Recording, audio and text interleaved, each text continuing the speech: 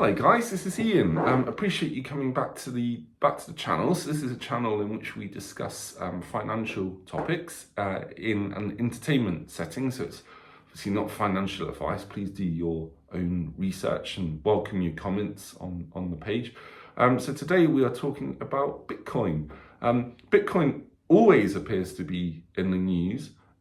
This week, perhaps more than recently. So Bitcoin always seems worthy of some analysis. So I guess, we all really staggered, I guess, at the value of Bitcoin. It's certainly too large not to look at least. So the market cap, so the total value of all of Bitcoin that's currently around is about $552 billion. So putting that in perspective, a company like BP, a great and long-lasting oil and gas company which owns lots and lots of oil and gas, and it owns retail stations, is only, inverted commas, worth in the current exchange about 99 billion pounds. So Bitcoin is worth almost 5 times, because the pound and the dollar contrast there, as BP. So a huge amount of money, but then also to put in a different perspective, Microsoft is worth nearly $2 trillion as of May 2022. Bitcoin about a quarter of that. So we can see that there's much bigger market caps out there, but then the difference between a Bitcoin and a Microsoft or a BP is that Bitcoin produces no cash. Bitcoin, to an extent, is cash or is an asset in the way that gold or silver or artwork or oil itself are pure commodities or precious metals. And in this case, Bitcoin. So Michael Saylor, who I'm sure lots of you have seen online, the CEO of MicroStrategy, the American technology business, which now classes itself as a tech firm, and the Bitcoin holding company. It's borrowed lots of money to invest in Bitcoin. He calls it digital gold. So I guess it would be helpful then to say, what is a currency? Well, a currency in economics is usually taken to be a medium of exchange, a unit of account, and a store of value. And on one of those, in terms of unit of account and well, I suppose also medium of exchange, certain current countries like El Salvador have actually really incorporated Bitcoin as their national currency. They believe that it can do the jobs of a currency. I have to say the volatility of Bitcoin is quite extreme. So we all know, anyone who's got any Bitcoin knows that it can go up substantially in a day and it can go down substantially in a day. So it seems pretty tricky to use that as a mechanism just to pay your bills. So Bitcoin itself, guys, came along in 2009. It was devised by someone going via the name Satoshi Nakamoto. Who was this person? We don't know. The identity is private. There's a lot of talk as to who it could be. It's a bit of a mystery, a la kind of who was Jack the Ripper. Not saying that this person was a bad person like Jack the Ripper, but there's a great deal of interest on the internet as to who Nakamoto was, and we can perhaps look at that in a different video, but certainly just a point of interest. And as a fun fact, in the contrast or the context, I should say, of what we were just saying there about store of value, I believe it was in 2010, someone paid 10,000 Bitcoin for a pizza online, and we now know as of this month, one Bitcoin is worth about $30,000. So that was the most expensive pizza in history, but it was also an early example of Bitcoin actually being used in a way of a currency. Someone used a Bitcoin and they bought a pizza as a result. So it can happen. Of course, Bitcoin divides enormously people's perspectives online. So I'm kind of showing a few of those in the background on Twitter, the debates on Bitcoin and its value. We know that value investors like Warren Buffett, like Charlie Munger, disdain Bitcoin, but that's because it doesn't produce cash. But there are different value investors like Bill Miller, who's put about 50% of his entire net worth into the currency.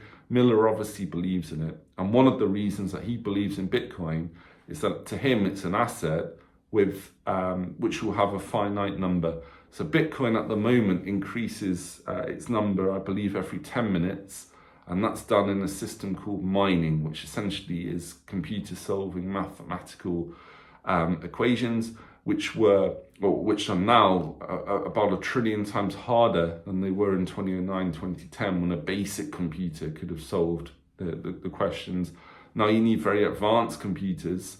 Big debate about Bitcoin for the future, that it takes up a huge amount of energy, and these centers are often found in China and Russia, and there's you can see there's a large amount of debate about how much energy these companies are actually paying for, and there's a serious debate about that.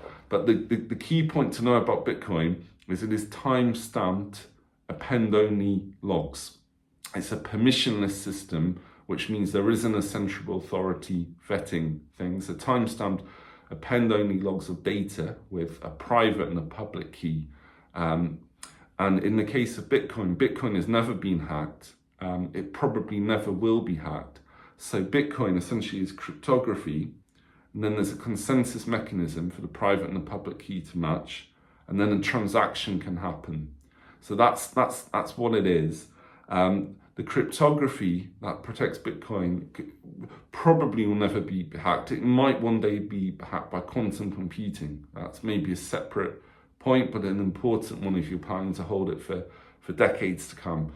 Now, Bitcoin, when you own it, can be hacked from wallets, and that's often because their public and private keys aren't strong enough. So it can be hacked from a wallet. This is often why people like Coinbase, because my understanding is that Coinbase hasn't been hacked, and that's because it's got very good security features. But of course, it may be charging you a little more to hold your Bitcoin than somewhere else. But that's not a recommendation for Coinbase, by the way. But it's just a point of reference.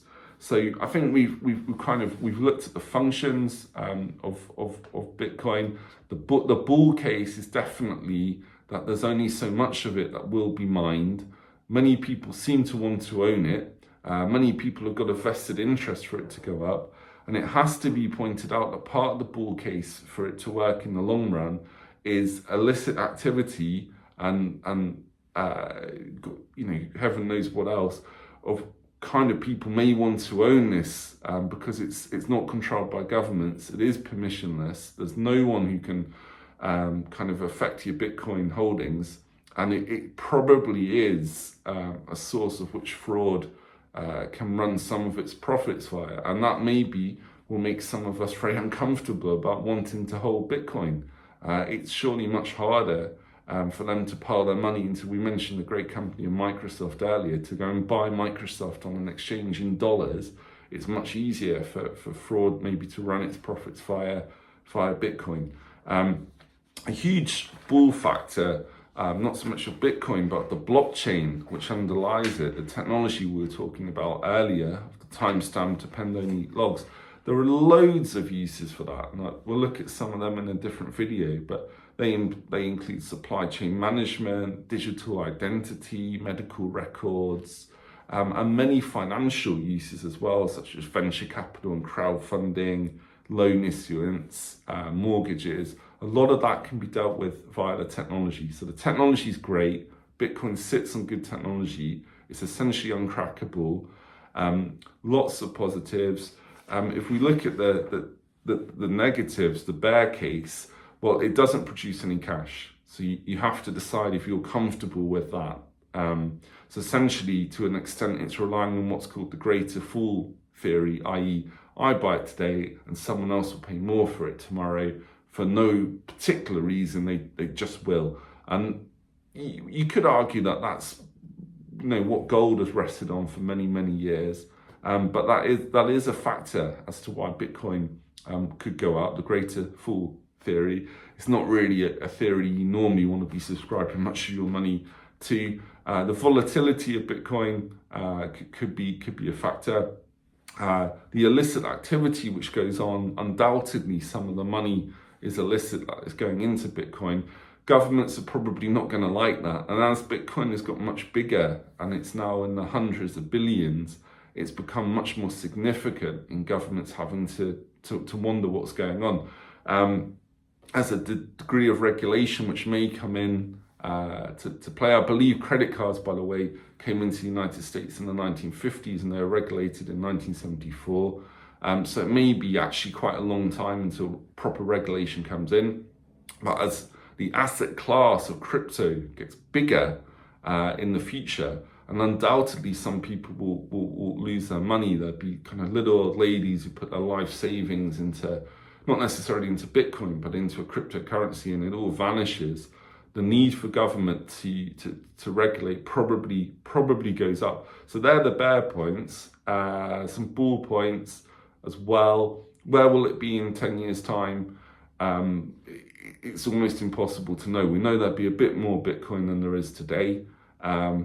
It seems likely it will probably be valued higher, but it's very, very hard to know how that would be. Where will Microsoft be in 10 years' time? Looking at its financial statements, almost certainly it will do a lot more. But again, that's just supposition as well.